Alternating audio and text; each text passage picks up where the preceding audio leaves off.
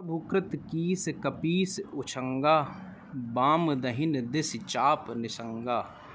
बड़ भागी अंगद हनुमाना, चरण कमल चापत विधि नाना।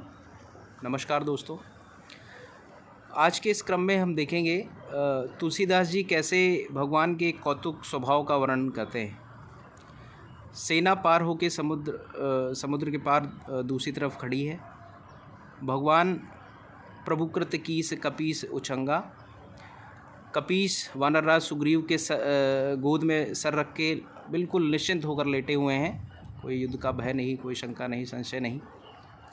और अंगद जी और हनुमान जी उनके दाएं और बाएं पैर को क्रमशः दबा रहे हैं। विभीषण जी उनके सर के पास बैठे हुए हैं और कुछ मंत्रणा कर रहे हैं। लक्ष्मण जी वीरासन में अपना धनुर्बाण लिए हुए जो है उनके उसमें जो है लगे हुए हैं रक्षा में।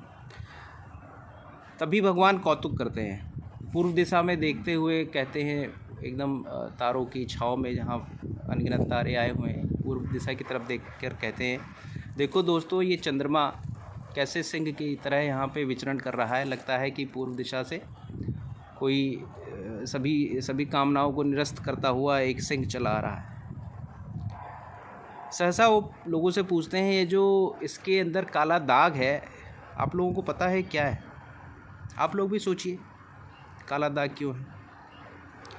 इस पर सुग्रीव महाराज कहते हैं कि मुझे तो लगता है ये जो पृथ्वी की छाया है यही चंद्रमा पे पड़ रही है, इसी वजह से इसका दाग जो है ये काला दाग है। कोई कहता है राहु ने जो चंद्रमा को मारा था ये वह निशान है। कोई कहता है जब विधाता ने जो है कामदेव की पत्नी रति का मुख बनाया तो उसका जो सार भाग है वो चंद्रमा से हर लिया और इसी वजह से उसकी सारी सुंदरता जो है चली गई और ये कालापन वहाँ पे है।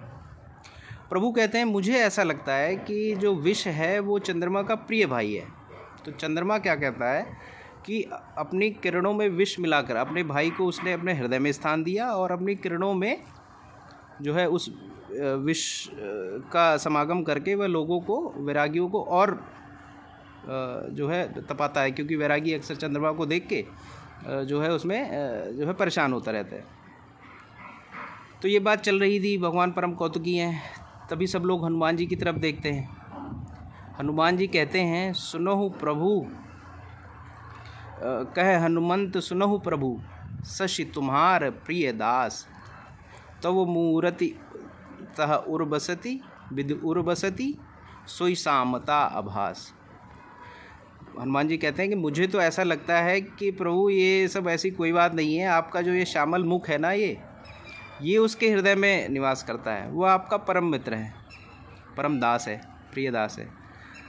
और यही शामता मुझे तो दिखाई देती है। हनुमान जी की इस बात को सुन के सभी लोग युद्ध के उस क्षेत्र में ठहाके लगा के हंसने लगते हैं और इस प्रकार उनकी ये शाम जो है बातें करते, कौतुक करते हुए बीतती है। फिर आगे युद्ध की तैयारी होती है। बोलो सियावर रामचंद्र की जय।